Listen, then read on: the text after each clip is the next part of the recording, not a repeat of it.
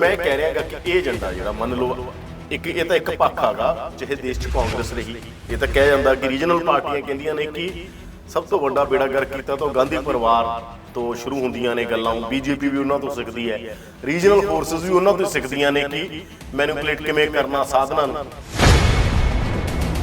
CM ਨੂੰ ਇਹ ਪੱਟੀ ਪੜਾਈ ਗਈ ਵੀ ਜਦ ਤੁਹਾਡੇ ਕੋਲ ਆਉਣ ਉਹ ਤੇ ਤੁਸੀਂ ਵੱਢ ਖਾਣ ਨੂੰ ਪਿਓ, ਤੁਸੀਂ ਲੁੱਟ ਕੇ ਖਾ ਗਏ ਪੰਜਾਬ, ਤੁਸੀਂ ਇਹ ਕੀਤਾ, ਤੁਸੀਂ ਰੋਕ ਕੀਤਾ, ਤੁਸੀਂ ਬਾਦਲਾਂ ਨੂੰ ਪੈਸੇ ਦਿੱਤੇ, ਕਰਪਸ਼ਨ ਕਰਾਈ। ਮੈਂ ਨਹੀਂ ਤੁਹਾਨੂੰ ਰਹਿਣ ਦੇਣਾ ਪੰਜਾਬ, ਜਿੱਡਾ ਵੱਡਾ ਦਬਕਾ ਮਾਰੋਗੇ ਉਹਨੇ ਬੇਰ ਵੱਧ ਝਾੜਾ। ਇਹ ਪਹਿਚਾਣ ਕਿਹਨੇ ਕੀਤੀ ਵੀ ਇਹ ਸੈਕਟਰ ਨੂੰ ਲੁੱਟਿਆ ਜਾ ਸਕਦਾ ਹੈ? ਉਹ ਪਹਿਚਾਣ ਸੁਖਬੀਰ ਦੀ ਵਪਾਰਕ ਅੱਖ ਨੇ ਕੀਤੀ, ਕਿਉਂਕਿ ਡਿਗਰੀ ਉੱਦਾਂ ਦੀ ਕਰਕੇ ਆਇਆ ਅਮਰੀਕਾ ਦੀ। ਉਹ ਕਾਂਗਰਸ ਨੂੰ ਜਿਤਾਉਣਾ ਚਾਹੁੰਦੇ ਨੇ ਜਾਂ ਕਾਂਗਰਸ ਨੂੰ ਹਰਾਉਣਾ ਚਾਹੁੰਦੇ ਨੇ, ਪੰਜਾਬ ਦੇ ਮੁੱਖ ਮੰਤਰੀ ਨੂੰ ਜ਼ਲੀਲ ਕਰਨਾ ਚਾਹੁੰਦੇ ਨੇ ਜਾਂ ਉਹਨੂੰ ਉਭਾਰਨਾ ਚਾਹੁੰਦੇ ਨੇ, ਉਹ ਪੂਰਕ ਬਣਨਾ ਚਾਹੁੰਦੇ ਨੇ ਜਾਂ ਉਹ ਸਮੁੱਚੇ ਤੌਰ 'ਤੇ ਸਾਰੀਆਂ ਆਪੋਜੀਸ਼ਨ ਦਾ ਇਕੱਠਾ ਇੱਕੋ ਹੀ ਰੋਲ ਆਪ ਹੀ ਅਦਾ ਕਰਨਾ ਚਾਹੁੰਦੇ ਨੇ। ਬਹੁਤ ਉਲਝੇ ਹੋਏ ਸਵਾਲ ਨੇ। ਢੀਂਡਸਾ ਸਾਹਿਬ ਨੇ ਵੈਲਕਮ ਕੀਤਾ ਅਮਰਿੰਦਰ ਸਿੰਘ ਨੇ ਜਦ ਅਸਤੀਫਾ ਦਿੱਤਾ, ਉਹਨਾਂ ਨੇ ਕਿਹਾ ਸਾਡੇ ਵੱਲ ਆਓ, ਅਸੀਂ ਤੁਹਾਨੂੰ ਜੀ ਆਏ ਕਹਿੰਦੇ। ਇਹ ਮੈਨੂੰ ਨਹੀਂ ਠੀਕ ਲੱਗੇਗਾ। ਕੈਪਟਨ ਨੇ ਤਾਂ ਸਾਨੂੰ ਬਰਬਾਦ ਕੀਤਾ, ਕੈਪਟਨ ਨੇ ਪੰਜਾਬ ਨੂੰ ਬਰਬਾਦ ਕੀਤਾ। ਤੁਸੀਂ ਕਾਹਦੇ ਲਈ ਰੈੱਡ ਕਾਰਪਟ ਵਿਛਾ ਰਹੇ ਹੋ ਕੈਪਟਨ ਨੂੰ? ਹੈ ਕਿ ਕੈਪਟਨ ਦੇ ਪੱਲੇ ਜਿਹਨੂੰ ਉਹਦੀ ਪਾਰਟੀ ਨੇ ਕੱਢ ਦਿੱਤਾ ਹੈਗਾ? ਸਾਰੇ ਐਮਐਲਏ ਉਹਦੇ ਖਿਲਾਫ ਹੋ ਗਏ, ਸਾਰਾ ਪੰਜਾਬ ਉਹਦੇ ਖਿਲਾਫ ਆ। ਸੰਯੁਕਤ ਅਕਾਲੀ ਦਲ ਸੰਯੁਕਤ ਉਹਨੂੰ ਕਿਉਂ ਵੈਲਕਮ ਕਰੇ? ਕਿਹੜੀ ਗੱਲ ਆ ਉਹਦੇ 'ਚ ਵੈਲਕਮ ਕਰਨਾ? ਠੀਕ ਹੈ, ਜਿਹਦਾ ਅਸੀਂ ਪਹਿਲਾਂ ਵਿਰੋਧ ਕਰਦੇ ਹਾਂ। ਇੰਨਾ ਸੱਚ ਨਾ ਬੋਲ, ਇਕੱਲਾ ਰਹਿ ਜਾਣਾ ਹੈ, ਚਾਰ ਕੁ ਬੰਦੇ ਰੱਖ ਲਾ ਮੋਢਾ ਦੇਣ ਲਈ। ਇਹ ਮੈਂ ਜਦੋਂ ਪ੍ਰਾਈਵੇਟ ਯੂਨੀਵਰਸਿਟੀਆਂ ਦੇ ਖਿਲਾਫ ਬੋਲਿਆ ਸੀ ਨਾ, ਉਦੋਂ ਮੈਨੂੰ ਵੀ ਬੜਿਆਂ ਨੇ ਇਹ ਲਿਖ ਕੇ ਭੇਜਿਆ ਸੀ ਵੀ ਇੰਨਾ ਸੱਚ ਨਾ ਬੋਲੋ, ਇਕੱਲੇ ਰਹਿ ਜਾਓ। ਅਸੀਂ ਰਹਿ ਗਏ ਸੀ ਇਕੱਲੇ, ਠੀਕ ਹੈ ਨਾ। ਪਰ ਮੈਂ ਉਹਨਾਂ ਨੂੰ ਇਹ ਜਵਾਬ ਦਿੱਤਾ ਸੀ ਕਿ ਸੱਚ ਤਾਂ ਐਵੇਂ ਬੋਲ, ਭਾਵੇਂ ਇਕੱਲਾ ਰਹਿ ਜਾ। ਅੱਜ ਲੋਕ ਇਹਨਾਂ ਵੱਲ ਦੇਖ ਰਹੇ। ਇੱਕ ਰਿਕਵਰੀ ਹੋਈ ਹੈ ਕਾਂਗਰਸ ਦਾ, ਜੋ ਇਰੋਜ਼ਨ ਹੋ ਗਿਆ ਸੀ ਨਾ ਪਬਲਿਕ ਮਾਈਂਡ 'ਚ। ਚੰਨੀ ਹੋਰਾਂ ਦੇ ਆਉਣ ਨਾਲ ਉਹਨਾਂ ਦੀ ਸਾਦਗੀ, ਉਹਨਾਂ ਦਾ ਲੋਕਾਂ 'ਚ ਵਿਚਰਨ ਦਾ ਢੰਗ, ਅੱਜ ਤਾਂ ਲੋਕ ਚੰਨੀ ਨੂੰ ਦੇਖ ਰਹੇ ਨਾ। ਚੰਨੀ ਚੀਫ ਮਿਨਿਸਟਰ ਹੈ, ਚੰਨੀ ਦਾ ਵਿਜ਼ਨ ਦੇਖ ਰਹੇ ਨੇ। ये कैंचियां हमें उड़ने से क्या रोकेंगी, हम परों से नहीं हौसलों से उड़ते।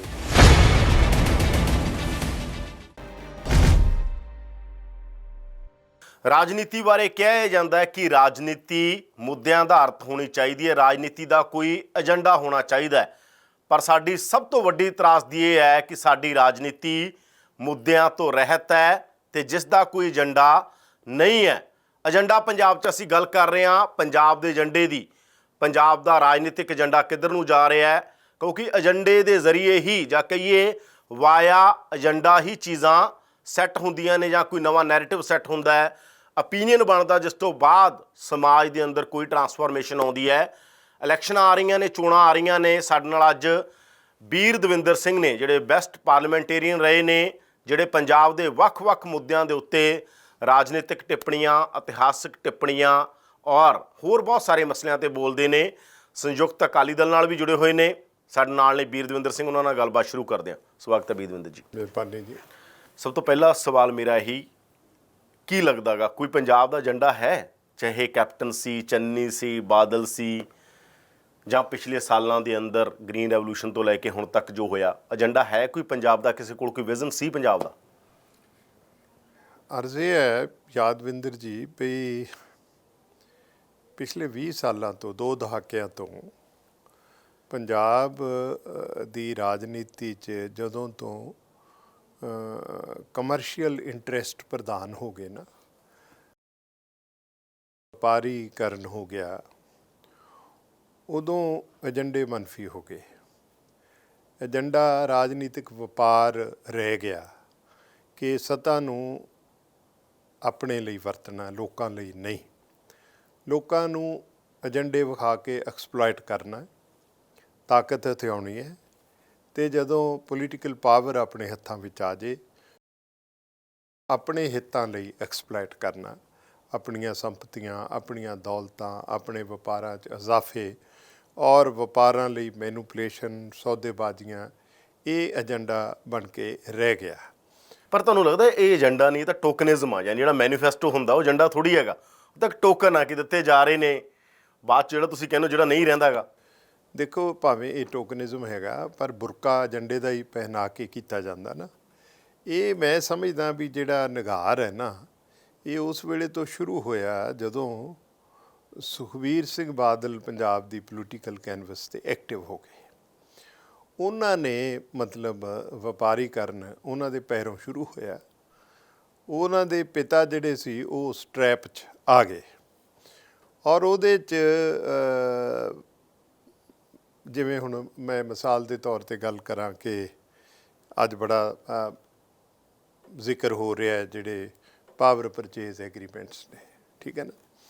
ਜਿੰਨੇ ਪਾਵਰ ਪਰਚੇਜ਼ ਐਗਰੀਮੈਂਟਸ ਹੋਏ ਨੇ ਉਹਨਾਂ ਦੀ ਬੈਕਗਰਾਊਂਡ ਵਿੱਚ ਸਭ ਤੋਂ ਵੱਡਾ ਰੋਲ ਸੁਖਬੀਰ ਸਿੰਘ ਬਾਦਲ ਦਾ ਹੈ, ਠੀਕ ਹੈ ਨਾ ਜੀ। ਉਹਨੇ ਮੈਨੂਪਲੇਟ ਕੀਤੇ, ਉਹਨੇ ਉਹਦੇ 'ਚ ਸੌਦੇਬਾਜ਼ੀਆਂ ਕੀਤੀਆਂ, ਕਿਵੇਂ ਬਿਜਲੀ ਖਰੀਦ ਸਮਝੌਤੇ ਹੋਏ, ਕਿਵੇਂ ਉਹ ਰੀਨਗੋਸ਼ੀਏਟ ਹੋਏ। ਉੱਥੋਂ ਇੱਕ ਪਾਵਰ ਸੈਕਟਰ 'ਚ ਬਹੁਤ ਵੱਡੀ ਕਰਪਸ਼ਨ ਦਾ ਮੁੱਢ ਵੱਜਿਆ। ਇਹ ਪਹਿਚਾਣ ਕਿਹਨੇ ਕੀਤੀ ਵੀ ਇਹ ਸੈਕਟਰ ਨੂੰ ਲੁੱਟਿਆ ਜਾ ਸਕਦਾ ਹੈ?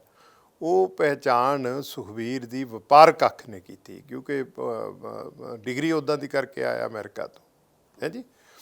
ਔਰ ਅੱਜ ਇਹ ਬਿਆਨ ਆਇਆ ਕਿ ਮੈਂ ਮਿਸਾਲ ਦੇ ਤੌਰ 'ਤੇ ਤੁਹਾਨੂੰ ਦੱਸਣਾ ਚਾਹੁੰਦਾ, ਗੋਇੰਦਵਾਲ ਫਰਜ਼ ਕਰੋ ਜਿਹੜਾ ਥਰਮਲ ਪਲਾਂਟ ਹੈ, ਉਹਦਾ ਕੱਲ੍ਹ ਮੈਂ ਪੜ੍ਹਿਆ ਕਿ ਪੰਜਾਬ ਅਸੈਂਬਲੀ 'ਚ ਉਹਦਾ ਪਾਵਰ ਪਰਚੇਜ਼ ਐਗਰੀਮੈਂਟ ਜਿਹੜਾ ਹੈਗਾ ਉਹਨੂੰ ਰੱਦ ਕੀਤਾ ਜਾ ਰਿਹਾ। ਹੁਣ ਇਹ ਜਿਹੜਾ ਹੈਗਾ ਇਹ 97 'ਚ ਪਲਾਂਟ ਆਇਆ ਜਦੋਂ ਬਾਦਲ ਸਾਹਿਬ ਦੀ ਸਰਕਾਰ ਸੀ, ਠੀਕ ਹੈ ਨਾ। ਇੱਕ ਪਾਵਰ ਪਰਚੇਜ਼ ਐਗਰੀਮੈਂਟ ਉਦੋਂ ਹੋਇਆ, ਜਿਸ ਕੀਮਤ 'ਤੇ ਹੋਇਆ ਉਹਦੇ 'ਚ ਵੀ ਮੁਨਾਫਾ ਭਾਰੂ ਸੀ। ਉਸ ਤੋਂ ਬਾਅਦ 2002 'ਚ ਕੈਪਟਨ ਅਮਰਿੰਦਰ ਸਿੰਘ ਆ ਗਏ, ਮੈਂ ਵੀ ਉਸ ਸਰਕਾਰ ਦਾ ਹਿੱਸਾ ਸੀ। ਜਿਹੜੇ ਬਿਊਰੋਕਰੇਟ ਸੀ, ਕਰਪਸ਼ਨ, ਪੋਲੀਟੀਕਲ ਕਰਪਸ਼ਨ ਕਦੇ ਨਹੀਂ ਹੋ ਸਕਦੀ ਜਦ ਤੱਕ ਜਿਹੜੇ ਕਰੈਟਸ ਨੇ ਉਹ ਉਹਦੇ 'ਚ ਭਾਗੀਦਾਰ ਨਹੀਂ ਬਣਦੇ। ਬਾਲ ਜਿਹੜੀ ਆ ਨਾ ਪਾੜੇ 'ਚ ਉਹ ਬਿਊਰੋਕਰੈਟਸ ਹੀ ਸਿੱਟਦੇ ਨੇ, ਕਰਪਟ ਬਿਊਰੋਕਰੈਟਸ। ਅਤੇ ਉਹ ਜਿਹੜੇ bureaucrats who are at the helm, ਉਹਨਾਂ ਨੇ ਕੈਪਟਨ ਦੇ ਕੰਨ ਭਰੇ ਵੀ ਜੀ ਆਹ ਜਿਹੜਾ ਥਰਮਲ ਪਲਾਂਟ ਆ ਇਹਦੇ 'ਚ ਬਾਦਲ ਬਹੁਤ ਪੈਸਾ ਖਾ ਗਏ ਜਨਾਬ। ਉਹਨਾਂ ਨੇ ਵੀ ਇਲੈਕਸ਼ਨਾਂ ਲੜਨੀਆਂ, ਕੋਈ ਥੋੜ੍ਹਾ ਬਾੜਾ ਤੁਹਾਨੂੰ ਵੀ ਫੰਡ ਸ਼ੰਡ ਪੋਲੀਟੀਕਲ ਚਾਹੀਦੇ ਹੋਣਗੇ, ਜੇ ਆਗਿਆ ਹੋਏ ਤਾਂ ਥੋੜ੍ਹਾ ਕੁਛ ਕਰੀਏ ਬੰਦੋਬਸਤ। ਹੁਣ ਇਹ ਐਸੀ ਮਤਲਬ ਮਲਾਈਦਾਰ ਗੱਲ ਹੈ ਕਿ ਬੰਦਾ ਝੱਟ ਹੀ ਇਸ ਟਰੈਪ 'ਚ ਫਸ ਜਾਂਦਾ। ਉਹਨੇ ਕਿਹਾ ਹਾਂ ਕਰੋ, ਵੀ ਨੀਡ ਫੰਡਸ। ਉਹਨਾਂ ਨੇ ਬਾਂਹ ਮਰੋੜੀ, ਉਹ ਆ ਗਏ ਗੋਇੰਦਵਾਲ ਥਰਮਲ ਪਲਾਂਟ ਵਾਲੇ ਮਾਲਕ, ਭਈ ਜੀ ਦੱਸੋ ਤੁਸੀਂ ਬੜੇ ਨਾਰਾਜ਼ ਹੋ। ਉਹ ਕਹਿੰਦੇ ਅਸੀਂ ਨਹੀਂ ਨਾਰਾਜ਼, ਤੁਹਾਡੇ ਨਾਲ ਚੀਫ ਮਿਨਿਸਟਰ ਨਾਰਾਜ਼ ਹੈ, ਤੁਸੀਂ CM ਨੂੰ ਮਿਲੋ। CM ਨੂੰ ਮਿਲੇ, CM ਨੂੰ ਇਹ ਪੱਟੀ ਪੜਾਈ ਗਈ ਵੀ ਜਦ ਤੁਹਾਡੇ ਕੋਲ ਆਉਣ ਉਹ ਅਤੇ ਤੁਸੀਂ ਵੱਢ ਖਾਣ ਨੂੰ ਪਿਓ, ਵੀ ਤੁਸੀਂ ਲੁੱਟ ਕੇ ਖਾ ਗਏ ਪੰਜਾਬ, ਤੁਸੀਂ ਇਹ ਕੀਤਾ, ਤੁਸੀਂ ਉਹ ਕੀਤਾ, ਤੁਸੀਂ ਬਾਦਲਾਂ ਨੂੰ ਪੈਸੇ ਦਿੱਤੇ, ਕਰਪਸ਼ਨ ਕਰਾਈ, ਮੈਂ ਨਹੀਂ ਤੁਹਾਨੂੰ ਰਹਿਣ ਦੇਣਾ ਪੰਜਾਬ 'ਚ। ਜਿੱਡਾ ਵੱਡਾ ਦਬਕਾ ਮਾਰੋਗੇ ਉਨੇ ਬੇਰ ਵੱਧ ਝੜਨਗੇ। ਮੁਲਾਕਾਤ ਵੀ ਕਰਾਤੀ, ਦਬਕੇ ਵੀ ਮਾਰਤੇ, ਉਹ ਡਰ ਗਏ। ਉਹਨਾਂ ਨੇ ਕਿਹਾ ਚੀਫ ਮਿਨਿਸਟਰ ਦਾ ਬਹੁਤ ਨਾਰਾਜ਼ ਆ, ਮੈਂ ਤੁਹਾਨੂੰ ਅੰਦਰ ਕਰ ਦੂੰ, ਮੈਂ ਇਹ ਕਰ ਦੂੰ, ਉਹ ਕਰ ਦੂੰ। ਉਹ ਵਿਚਾਰੇ ਫਿਰ ਪਾਵਰ ਸੈਕਟਰੀ ਨੂੰ ਮਿਲੇ। ਉਹ ਕਹਿੰਦੇ ਭਾਈ ਫਿਰ ਹੁਣ ਤੁਸੀਂ ਚੀਫ ਮਿਨਿਸਟਰ ਨੂੰ ਠੰਡਾ ਕਰੋ। ਚੀਫ ਮਿਨਿਸਟਰ ਗਰਮ ਹੋ ਗਿਆ, ਠੰਡਾ ਕਿਸੇ ਗੱਲ ਨਾਲ ਹੋਊ ਨਾ, ਮਾੜੇ ਮੋਟੇ ਚਿੱਟੇ ਮਾਰੋ। ਦੱਸੋ ਸਰ ਕਿੱਦਾਂ ਦੇ ਚਿੱਟੇ ਹੈਗੇ? ਜਿੱਦਾਂ ਦੇ ਬਾਦਲਾਂ ਨੂੰ ਮਾਰੇ ਸੀ। ਹੈ ਜੀ। ਚਲੋ ਆਪਾਂ ਥੋੜਾ ਮੁੱਦਿਆਂ ਨਾ ਮੈਂ ਵਿਅਕਤੀਆਂ ਨਾਲ ਆਪਾਂ ਮੁੱਦਿਆਂ 'ਤੇ ਰਹੀਏ, ਵਿਅਕਤੀਆਂ ਨਾਲੋਂ ਨਹੀਂ ਮੈਂ, ਕਿਉਂਕਿ ਅੱਜ ਇਹ ਵੀ ਇੱਕ ਮੁੱਦਾ, ਬਿਲਕੁਲ ਮੁੱਦਾ, ਪਾਵਰ ਪਰਚੇਜ਼ ਐਗਰੀਮੈਂਟ ਮੁੱਦਾ ਹੈ। ਕਿਸ ਤਰ੍ਹਾਂ ਕਰਪਸ਼ਨ ਐਡੀ ਵੱਡੀ ਹੋਈ। ਤੇ ਮੈਂ ਕਹਿ ਰਿਹਾ, ਮੈਂ ਲਾਰਜਰ ਇਹਨੂੰ ਮੈਂ ਇੱਥੇ ਖਤਮ ਕਰਦਾ ਕਿ ਗੋਬਿੰਦਵਾਸ ਜਿਹੜਾ ਥਰਮਲ ਪਾਵਰ ਪਲਾਂਟ ਸੀ ਉਹਦਾ ਜਿਹੜਾ ਪਰਚੇਜ਼ ਐਗਰੀਮੈਂਟ ਸੀ PPA, ਉਹ 3 ਵਾਰ ਰੀਨਗੋਸ਼ੀਏਟ ਹੋਇਆ। ਸਮਝ ਗਏ ਨਾ। 5000 ਕਰੋੜ ਤੋਂ ਸ਼ੁਰੂ ਹੋਇਆ ਸੀ ਤੇ 1000 ਮੈਗਾਵਾਟ ਬਿਜਲੀ ਪੈਦਾ ਕਰਨੀ ਸੀ। ਉਦੋਂ ਇੱਕ ਮੈਗਾਵਾਟ ਬਿਜਲੀ ਪੈਦਾ ਕਰਨ ਦੀ ਔਸਤ ਲਾਗਤ ਜਿਹੜੀ ਸੀ ਉਹ 5 ਕਰੋੜ ਰੁਪਏ ਸੀ। ਸਮਝ ਗਏ ਨਾ। ਅੱਜ ਜਿਹੜਾ ਲਾਸਟ ਹੋਇਆ ਉਹ 25000 ਕਰੋੜ ਤੇ ਹੋਇਆ, 3 ਵਾਰ ਰੀਨਗੋਸ਼ੀਏਟ ਹੋਇਆ। This is the corruption. ਸਮਝ ਗਏ ਨਾ। ਮੁੱਦੇ ਜਿਹੜੇ ਨੇ ਉਹ ਮਨਫੀ ਹੋ ਜਾਂਦੇ ਨੇ। ਜਿਹੜਾ ਦਿਖਾਵਾ ਸੀ ਉਹ ਇਹ ਸੀ ਕਿ ਜੀ ਅਸੀਂ ਤਾਂ ਪੰਜਾਬ 'ਚ ਮਤਲਬ ਸਰਪਲਸ। ਮੈਂ ਕਹਿ ਰਿਹਾਗਾ ਕਿ ਇਹ ਏਜੰਡਾ ਜਿਹੜਾ ਮੰਨ ਲਓ ਇਹ ਤਾਂ ਇੱਕ ਪੱਖ ਹੈਗਾ, ਚਾਹੇ ਦੇਸ਼ 'ਚ ਕਾਂਗਰਸ ਰਹੀ, ਇਹ ਤਾਂ ਕਿਹਾ ਜਾਂਦਾ ਕਿ ਰੀਜਨਲ ਪਾਰਟੀਆਂ ਕਹਿੰਦੀਆਂ ਨੇ ਕਿ ਸਭ ਤੋਂ ਵੱਡਾ ਬੇੜਾ ਗਰਕ ਕੀਤਾ ਤਾਂ ਗਾਂਧੀ ਪਰਿਵਾਰ ਤੋਂ ਸ਼ੁਰੂ ਹੁੰਦੀਆਂ ਨੇ ਗੱਲਾਂ। ਬੀਜੇਪੀ ਵੀ ਉਹਨਾਂ ਤੋਂ ਸਿੱਖਦੀ ਹੈ, ਰੀਜਨਲ ਫੋਰਸਿਸ ਵੀ ਉਹਨਾਂ ਤੋਂ ਸਿੱਖਦੀਆਂ ਨੇ ਕਿ ਮੈਨੂਪਲੇਟ ਕਿਵੇਂ ਕਰਨਾ ਸਾਧਨਾਂ ਨੂੰ। ਮੈਂ ਕਹਿ ਰਿਹਾ ਕਿ ਦੇਸ਼ ਦੀ ਤਰਾਸਦੀ ਰਹੀ ਹੈ ਜਿਹੜੀ ਮੈਂ ਗੱਲ ਕਰ ਰਿਹਾ ਸੀਗਾ, ਕਿ ਆਪਾਂ ਓਵਰਆਲ ਏਜੰਡੇ ਤੇ ਗੱਲ ਕਰ ਰਹੇ ਹਾਂ, ਤਾਂ ਕਹਿ ਰਿਹਾ ਮੈਂ। ਦੇਖੋ ਗੱਲ ਇਹ ਹੈ, ਮੈਂ ਉੱਥੋਂ ਹੀ ਗੱਲ ਸ਼ੁਰੂ ਕੀਤੀ ਸੀ ਕਿ ਏਜੰਡਾ ਜਿਹੜਾ ਹੈਗਾ ਉਹ ਮਨਫੀ ਹੋ ਗਿਆ 20 ਸਾਲਾਂ ਤੋਂ, ਠੀਕ ਹੈ ਨਾ। ਏਜੰਡੇ ਦਾ ਸਿਰਫ ਜ਼ਿਕਰ ਹੋਇਆ, ਲੋਕਾਂ ਨੇ ਇਲੈਕਸ਼ਨ ਮੈਨੀਫੈਸਟੋ ਦੇ ਦਿੱਤੇ, ਵੱਡੀਆਂ ਵੱਡੀਆਂ ਗੱਲਾਂ ਕਰਤੀਆਂ। ਜਦੋਂ ਚੋਣਾਂ ਜਿੱਤ ਗਏ ਉਸ ਤੋਂ ਬਾਅਦ ਉਹਨੂੰ ਠੰਡੇ ਬਸਤੇ 'ਚ ਪਾਤਾ, ਠੀਕ ਹੈ ਨਾ। ਉਸ ਤੋਂ ਬਾਅਦ ਆਪਣੇ ਤਰੀਕੇ ਨਾਲ ਗਵਰਨੈਂਸ ਦੀ ਮੈਨੂਪੂਲੇਸ਼ਨ ਕਰਕੇ ਉਹਨੂੰ ਉਸ ਪਾਸੇ ਕਮਰਸ਼ੀਅਲਿਜ਼ਮ ਦੇ ਪਾਸੇ ਤੋਰ ਲਿਆ, ਅਤੇ ਬਿਊਰੋਕਰੇਸੀ ਵੀ ਉਸ ਪਾਸੇ ਹੀ ਤੁਰ ਪੈਂਦੀ ਹੈ।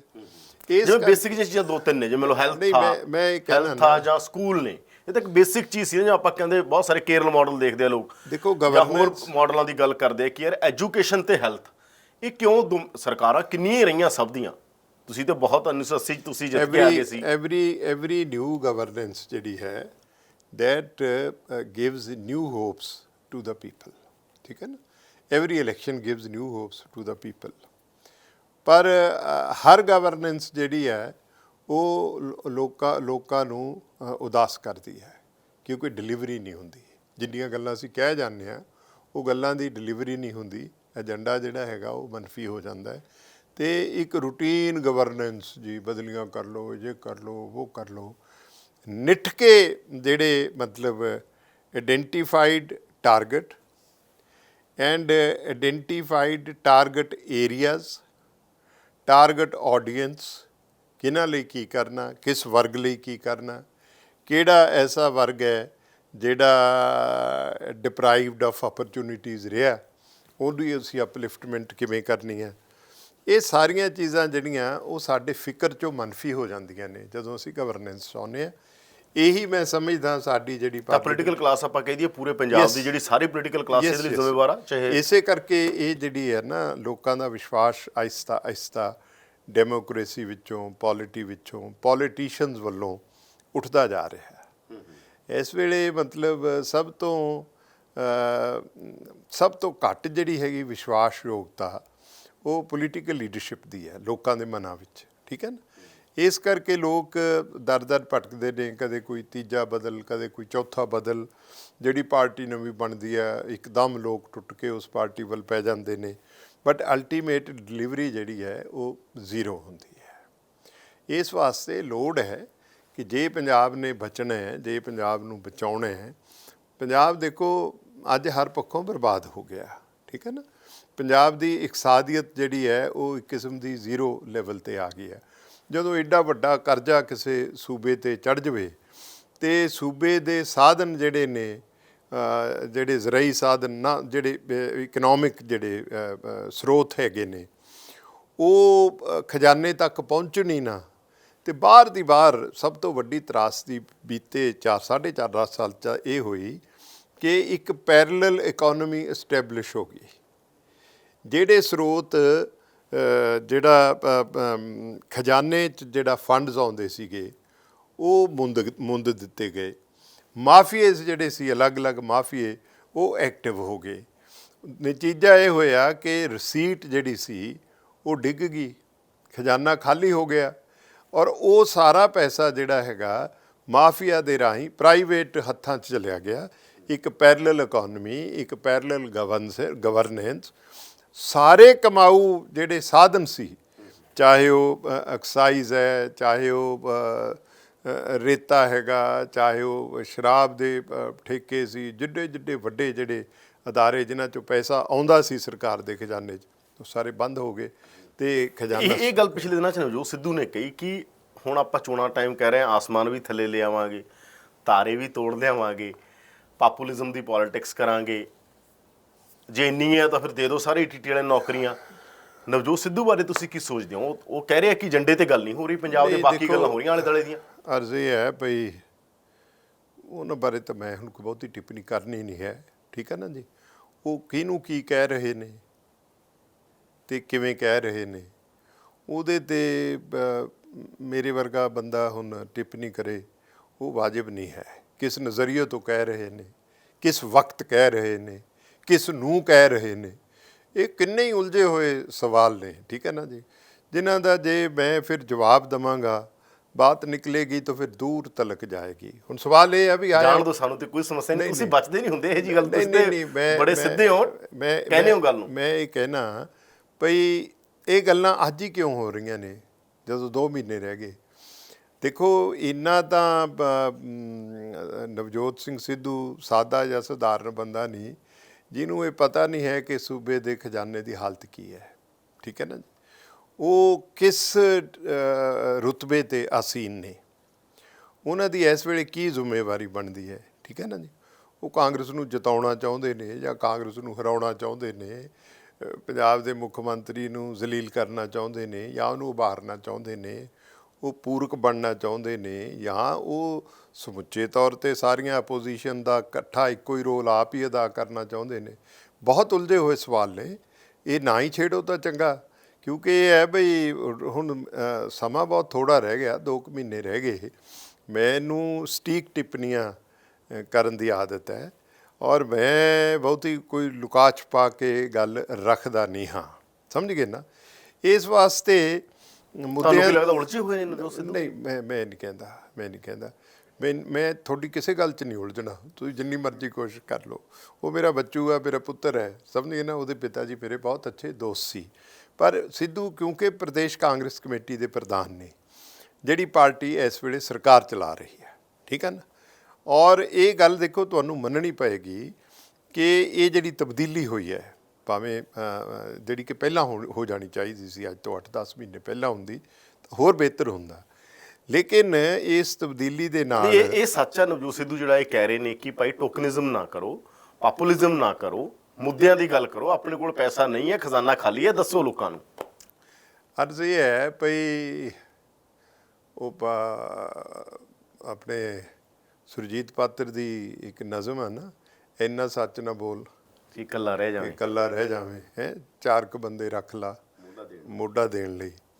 ਇਹ ਮੈਂ ਜਦੋਂ ਪ੍ਰਾਈਵੇਟ ਯੂਨੀਵਰਸਿਟੀਆਂ ਦੇ ਖਿਲਾਫ ਬੋਲਿਆ ਸੀ ਨਾ, ਉਦੋਂ ਮੈਨੂੰ ਵੀ ਬੜਿਆਂ ਨੇ ਇਹ ਲਿਖ ਕੇ ਭੇਜਿਆ ਸੀ ਵੀ ਇੰਨਾ ਸੱਚ ਨਾ ਬੋਲੋ, ਇਕੱਲੇ ਰਹਿ ਜਾਓਗੇ।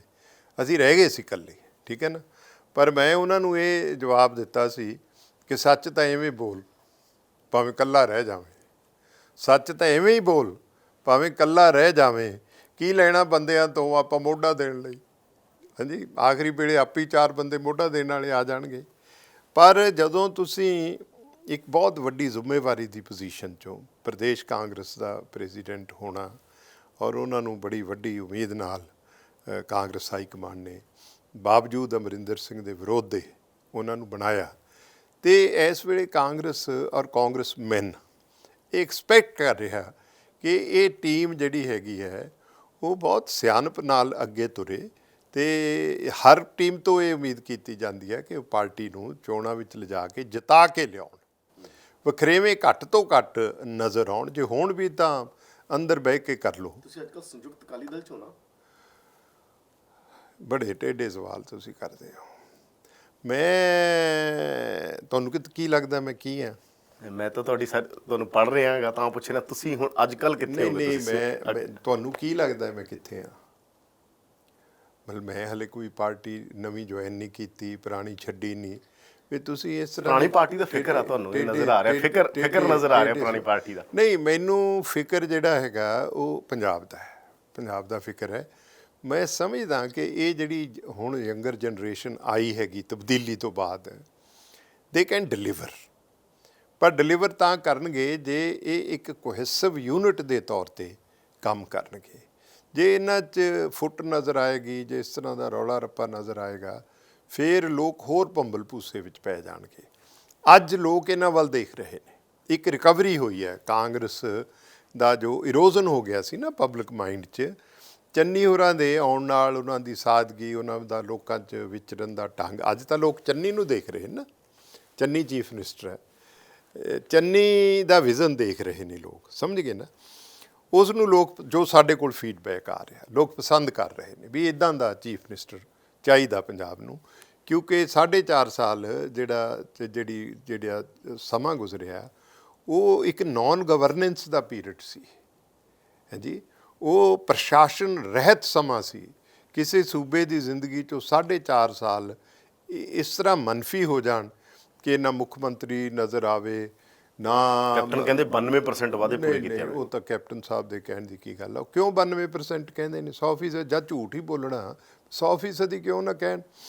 ਦੇਖੋ ਪਿਛਲੇ ਸਾਲ ਕੈਪਟਨ ਸਾਹਿਬ ਗਿਣਾ ਦੇਣ ਉਹ ਆਪਣੇ ਦਫ਼ਤਰ ਕਿੰਨੀ ਵਾਰੀ ਗਏ ਨੇ, ਕੈਪਟਨ ਸਾਹਿਬ ਗਿਣਾ ਦੇਣ ਉਹ ਆਪਣੇ ਸਰਕਾਰੀ ਰਿਹਾਇਸ਼ 'ਤੇ ਕਿੰਨੀ ਵਾਰ ਲੋਕਾਂ ਨੂੰ ਮਿਲੇ ਨੇ, ਕੈਪਟਨ ਸਾਹਿਬ ਇਹ ਦੱਸ ਦੇਣ 4.5 ਸਾਲ ਦਾ ਜਿਹੜਾ ਉਹਨਾਂ ਦਾ ਸਕੈਜੂਅਲ ਸੀ ਉਹਦੇ 'ਚ ਪਬਲਿਕ ਨੂੰ ਮਿਲਣ ਦਾ ਸਮਾਂ ਕਿਹੜਾ ਸੀ, MLAs ਨੂੰ ਮਿਲਣ ਦਾ ਸਮਾਂ ਕਿਹੜਾ ਸੀ, ਪਬਲਿਕ ਗ੍ਰੀਵੀਐਂਸ ਨੂੰ ਰੀਡਰੈਸ ਕਰਨ ਦਾ ਕੀ ਮੋਡਿਊਲ ਸੀ, ਕੀ ਸਿਸਟਮ ਸੀ? ਨਥਿੰਗ। ਕਿੰਨੀ ਵਾਰ ਉਹ ਪੰਜਾਬ ਗਏ ਨੇ ਇਹੀ ਦੱਸ ਦੇਣ। ਇੱਕ ਵਾਰ ਅਫਸੋਸ ਕਰਨ ਗਏ ਸੀ ਜਦੋਂ ਤਰਨਤਾਰਨ ਜ਼ਿਲ੍ਹੇ 'ਚ ਹੂਚ ਹੋਇਆ ਸੀ, ਸਫੇ ਮਾਤਮ 'ਤੇ ਬੈਠਣ ਲਈ ਏਅਰ ਕੰਡੀਸ਼ਨ ਲਾਏ ਗਏ ਸੀ ਕਿ ਬਾਦਸ਼ਾਹ ਸਲਾਮਤ ਨੂੰ, ਮੋਤੀਆਂ ਵਾਲੀ ਸਰਕਾਰ ਨੂੰ ਕਿਤੇ ਗਰਮੀ ਨਾ ਲੱਗ ਜੇ, ਅਤੇ ਉਹ ਲੋਕ ਘਰਾਂ ਤੋਂ ਚੱਕ ਕੇ ਲਿਆ ਕੇ ਮੂਹਰੇ ਬਿਠਾਏ ਸੀ ਜਿਨ੍ਹਾਂ ਅੱਗੇ ਕੈਪਟਨ ਸਾਹਿਬ ਨੇ ਅਫਸੋਸ ਕਰਨਾ ਸੀ। ਸਮਝ ਗਏ ਨਾ? ਉਹ ਮਾਤਮਪੁਰਸ਼ੀ ਲਈ ਗਏ ਸੀ ਔਰ ਉਹ AC ਸ਼ਮਿਆਨੇ ਲਾ ਕੇ, ਆਲੇ ਦੁਆਲੇ AC ਲਾ ਕੇ ਉੱਥੇ ਕੀਤੀ ਸੀ। ਪੰਜਾਬ ਨੂੰ ਇੱਦਾਂ ਦੇ ਮੁੱਖ ਮੰਤਰੀ ਪੁੱਛਿਆ ਸੀ ਤੁਸੀਂ ਅੱਜ ਕੱਲ੍ਹ ਮੈਂ ਸੰਯੁਕਤ ਅਕਾਲੀ ਦਲ 'ਚ ਹੀ ਹੋ? ਹਾਂ, ਹਲੇ ਮੈਂ ਕਿਤੇ ਨਾ ਮੈਂ ਨਿਕਲਿਆ ਕੋਈ ਨਾ। ਇਤਰਾਜ਼ ਉਹਨਾਂ ਨਾਲ ਤੁਹਾਡਾ? ਹੈ ਜੀ? ਕੋਈ ਉਹਨਾਂ ਨਾਲ ਇਤਰਾਜ਼ ਹੋਵੇ ਤੁਹਾਨੂੰ? ਨਹੀਂ, ਕੋਈ ਇਤਰਾਜ਼ ਨਹੀਂ ਹੈ। ਮੈਂ ਸਿਰਫ ਇੱਕ ਗੱਲ 'ਤੇ ਮੇਰੀ ਉਹਨਾਂ ਨਾਲ ਸਹਿਮਤੀ ਸੀ। ਜਦੋਂ ਢੀਂਡਸਾ ਸਾਹਿਬ ਨੇ ਵੈਲਕਮ ਕੀਤਾ ਅਮਰਿੰਦਰ ਸਿੰਘ ਨੇ, ਜਦ ਅਸਤੀਫਾ ਦਿੱਤਾ, ਉਹਨਾਂ ਨੇ ਕਿਹਾ ਜੀ ਸਾਡੇ ਵੱਲ ਆਓ, ਅਸੀਂ ਤੁਹਾਨੂੰ ਜੀ ਆਇਆਂ ਕਹਿੰਦੇ ਹਾਂ। ਇਹ ਮੈਨੂੰ ਨਹੀਂ ਠੀਕ ਲੱਗੀ ਗੱਲ। ਕੈਪਟਨ ਨੇ ਤਾਂ ਸਾਨੂੰ ਬਰਬਾਦ ਕੀਤਾ, ਕੈਪਟਨ ਨੇ ਪੰਜਾਬ ਨੂੰ ਬਰਬਾਦ ਕੀਤਾ। ਤੁਸੀਂ ਕਾਹਦੇ ਲਈ ਰੈੱਡ ਕਾਰਪਟ ਵਿਛਾ ਰਹੇ ਹੋ ਕੈਪਟਨ ਨੂੰ? ਹੈ ਕੀ ਕੈਪਟਨ ਦੇ ਪੱਲੇ ਜਿਹਨੂੰ ਉਹਦੀ ਪਾਰਟੀ ਨੇ ਕੱਢ ਦਿੱਤਾ ਹੈਗਾ? ਸਾਰੇ MLA ਉਹਦੇ ਖਿਲਾਫ ਹੋ ਗਏ, ਸਾਰਾ ਪੰਜਾਬ ਉਹਦੇ ਖਿਲਾਫ ਆ। ਸੰਯੁਕਤ ਅਕਾਲੀ ਦਲ ਸੰਯੁਕਤ ਉਹਨੂੰ ਕਿਉਂ ਵੈਲਕਮ ਕਰੇ? ਕਿਹੜੀ ਗੱਲ ਆ ਉਹਦੇ 'ਚ ਵੈਲਕਮ ਕਰਨ ਵਾਲੀ? ਠੀਕ ਹੈ ਨਾ, ਜਿਹਦਾ ਅਸੀਂ ਪਹਿਲਾਂ ਵਿਰੋਧ ਕਰਦੇ ਹਾਂ। ਸੋ ਮੈਂ ਇਹ ਜ਼ਰੂਰ ਉਹਨਾਂ ਅੱਗੇ ਇਤਰਾਜ਼ ਕੀਤਾ ਸੀ ਵੀ ਇਹ ਤੁਸੀਂ ਨਹੀਂ ਠੀਕ ਕੀਤਾ, ਸਲਾਹ ਕਰਨੀ ਚਾਹੀਦੀ। ਢੀਂਡਸਾ ਨੂੰ ਕਿਹਾ ਸੀ? ਢੀਂਡਸਾ ਸਾਹਿਬ ਨੂੰ 25 ਤਰੀਕ ਨੂੰ ਫੋਨ ਕਰਕੇ ਇਤਰਾਜ਼ ਕੀਤਾ, ਚੁੱਪ ਕਰ ਗਏ। ਠੀਕ ਹੈ ਨਾ? ਇਸ ਗੱਲ ਭਾਵੇਂ ਉਸ ਬਾਅਦ 'ਚ ਉਹਨਾਂ ਨੇ ਜਦੋਂ ਕੈਪਟਨ ਨੇ ਕਿਹਾ ਵੀ ਮੈਂ ਅਕਾਲੀ ਦਲ ਸੰਯੁਕਤ ਨਾਲ ਢੀਂਡਸਾ ਸਾਹਿਬ ਨਾਲ ਮਿਲ ਕੇ ਅਗਲਾ ਫਰੰਟ ਬਣਾਵਾਂਗਾ, ਉਹਦਾ ਉਹਨਾਂ ਨੇ ਖੰਡਨ ਕੀਤਾ ਬੜੇ ਜ਼ੋਰ ਨਾਲ। ਔਰ ਵੱਡੇ ਬਜ਼ੁਰਗਾਂ ਨੇ ਸਾਡੇ ਸਰਪ੍ਰਸਤ ਉਹਨਾਂ ਨੇ ਵੀ ਖੰਡਨ ਕੀਤਾ ਹੈਗਾ। ਹਾਂਜੀ, ਉਸ ਤੋਂ ਬਾਅਦ ਕੋਈ ਗੱਲ ਨਹੀਂ ਹੋਈ। ਉਹ ਕਹਿੰਦੇ ਨਾ ਪਹਿਲੀ ਟ੍ਰੇਨਿੰਗ ਬੰਦੇ 'ਚੋਂ ਨਿਕਲਦੀ ਨਹੀਂ ਹੁੰਦੀ, ਪਹਿਲਾ ਇਸ਼ਕ ਵੀ ਬੰਦਾ ਭੁੱਲਦਾ ਨਹੀਂ ਹੈ। ਹਾਂ, ਕਾਂਗਰਸ ਦੇ ਬਾਰੇ ਤੁਸੀਂ ਇੰਨਾ ਲੀਨੀਅੰਟ ਕਿਉਂ, ਇੰਨਾ ਝੁਕਾਅ ਕਿਉਂ ਆਗਾ? ਅਰਜ਼ ਇਹ ਹੈ ਕਿ ਮੈਂ ਦੇਖੋ ਲਗਭਗ 40 ਸਾਲ ਉਸ ਪਾਰਟੀ 'ਚ ਬਿਤਾਏ ਨੇ। ਠੀਕ ਹੈ ਨਾ? ਮੇਰੇ ਦੋਸਤ ਵੀ ਨੇ, ਮੇਰੇ ਸੰਬੰਧ ਵੀ ਨੇ, ਸਾਰਾ ਕੁਛ ਹੈ। ਮੈਂ ਛੱਡੀ ਨਹੀਂ ਕਾਂਗਰਸ, ਮੈਨੂੰ ਕੱਢਿਆ। ਠੀਕ ਹੈ ਨਾ? ਕੈਪਟਨ ਅਮਰਿੰਦਰ ਨੇ ਇਹ ਤੁਸੀਂ ਨਾ ਹੀ ਛੇੜੋ, ਇਹ ਬੜਾ ਮੇਰੇ ਜਿਹੜੇ ਨਾ ਬੜੇ ਅੱਲੇ ਜ਼ਖਮ ਨੇ। ਮੈਂ 40 ਸਾਲ ਕਾਂਗਰਸ ਨੂੰ ਦਿੱਤੇ ਅਤੇ ਮੈਨੂੰ ਚੋਣਾਂ ਤੋਂ 2 ਮਹੀਨੇ ਪਹਿਲਾਂ ਕੈਪਟਨ ਅਮਰਿੰਦਰ ਸਿੰਘ ਨੇ 6 ਸਾਲ ਲਈ ਬਾਹਰ ਕੱਢ ਦਿੱਤਾ। ਮੇਰੇ ਵਰਗੀ ਸੀਨੀਅਰਿਟੀ ਦਾ ਬੰਦਾ, ਇਕੱਠੇ ਤੁਰੇ ਅਸੀਂ। 80 'ਚ ਮੈਂ MLA ਬਣਿਆ, ਅਮਰਿੰਦਰ 80 'ਚ MP ਬਣਿਆ, ਮੈਂ 78 'ਚ ਕਾਂਗਰਸ 'ਚ ਆਇਆ ਸੀ। ਠੀਕ ਹੈ ਨਾ? ਔਰ ਬਹੁਤ ਉਤਰਾਅ ਚੜ੍ਹਾਅ ਦੇਖੇ, ਬੜੇ ਹਮਲੇ ਹੋਏ, ਅੱਤਵਾਦੀਆਂ ਦੀਆਂ ਗੋਲੀਆਂ ਬਥੇਰੀਆਂ ਚੜੀਆਂ, ਮਤਲਬ ਬੜਾ ਕੁਛ ਚੱਲਿਆ। 14 ਸਾਲ ਜ਼ਿੰਦਗੀ ਅਤੇ ਮੌਤ ਦੀ ਲੁੱਕਣ ਮੇਟੀ ਖੇਡੀ। ਇਹ ਤਾਂ ਛੱਡ ਕੇ ਚਲੇ ਗਏ ਸੀ, ਇਹਨਾਂ ਨੇ ਤਾਂ ਸਮਝੌਤੇ ਕਰ ਲਏ ਸੀ, ਸਾਰਾ ਕੁਛ ਕਰ ਲਿਆ ਸੀ ਅਮਰਿੰਦਰ ਸਿੰਘ ਨੇ, ਅਸੀਂ ਨਹੀਂ ਕੀਤਾ।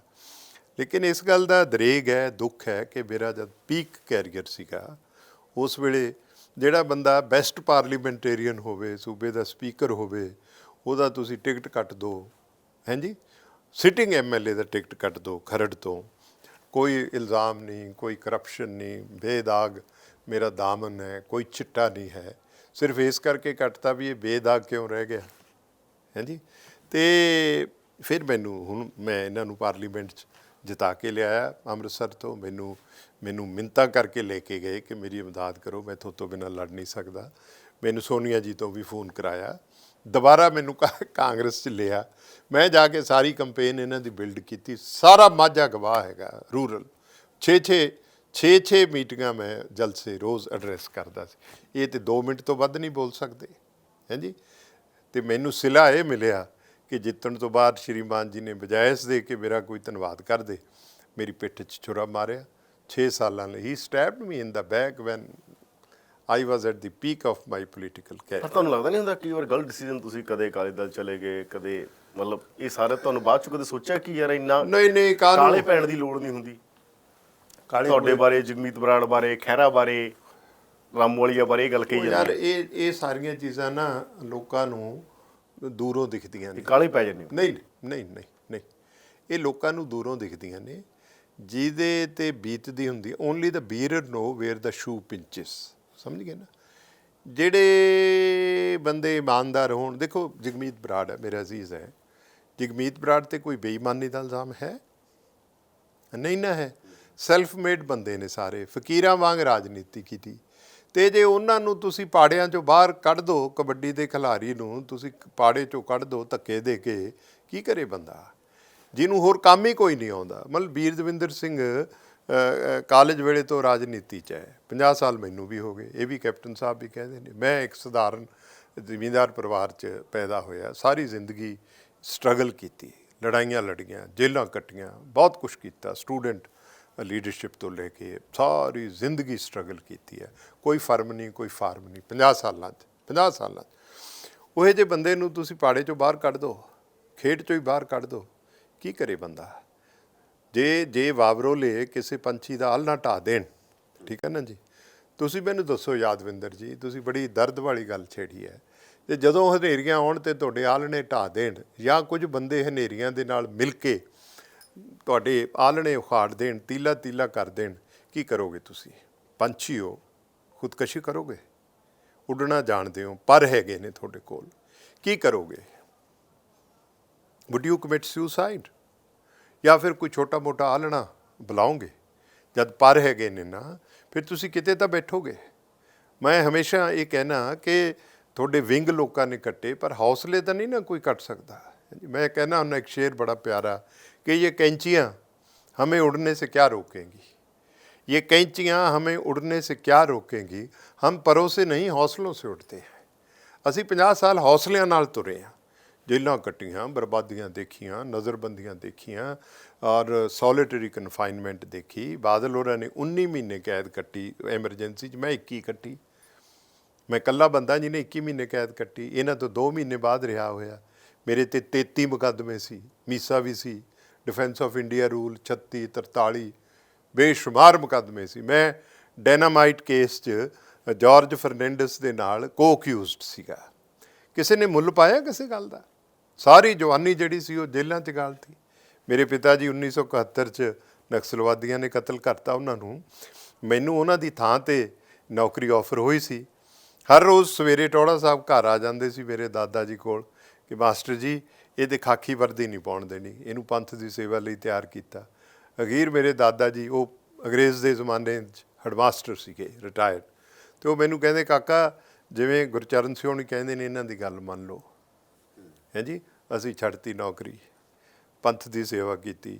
71 ਤੋਂ ਬਾਅਦ ਫਿਰ ਅਸੀਂ ਜੇਲ੍ਹਾਂ 'ਚ ਗਏ। ਕੀ ਇਹੀ ਮੈਂ ਹੀ ਪੁੱਛਦਾ? ਨਹੀਂ, ਮੈਂ ਦੇਖੋ ਨਾ, ਇਹ ਕਹਿਣਾ ਸੌਖਾ ਹੁੰਦਾ ਕਿ ਜੀ ਤੁਸੀਂ ਪਾਰਟੀ ਬਦਲਦੇ ਹੋ, ਤੁਸੀਂ ਬੜੀਆਂ ਪਾਰਟੀਆਂ ਬਦਲਦੇ ਹੋ। ਇਹ ਬਾਅਦ 'ਚ ਨਿਰਾਸ਼ ਬੰਦਾ ਸੋਚਦਾ ਵੀ ਮੈਂ ਇੱਥੋਂ ਇੱਥੇ ਜਾਊਂਗਾ, ਫਿਰ ਨਿਰਾਸ਼ਾ ਹੱਥ ਲੱਗੂ। ਨਹੀਂ, ਨਿਰਾਸ਼ਤਾ ਫਿਰ ਤੁਸੀਂ ਅਕਾਲੀ ਦਲ ਆ ਗਏ, ਉੱਥੋਂ ਵੀ ਨਿਰਾਸ਼ ਹੋ ਕੇ ਮੁੜੇ। ਨਹੀਂ, ਨਿਰਾਸ਼ਾ ਨਹੀਂ ਪੈਣੀ। ਮੈਂ ਅਕਾਲੀ ਦਲ 'ਚੋਂ ਜਦ ਛੱਡਤਾ, ਠੀਕ ਹੈ ਨਾ, ਰਿਜ਼ਾਈਨ ਕਰਕੇ ਮੈਂ 77 ਦੀ ਇਲੈਕਸ਼ਨ ਲੜੀ। ਮੈਂ ਫੈਡਰੇਸ਼ਨ ਦਾ ਪ੍ਰੈਜ਼ੀਡੈਂਟ ਸੀ ਉਦੋਂ, ਆਜ਼ਾਦ ਲੜੀ।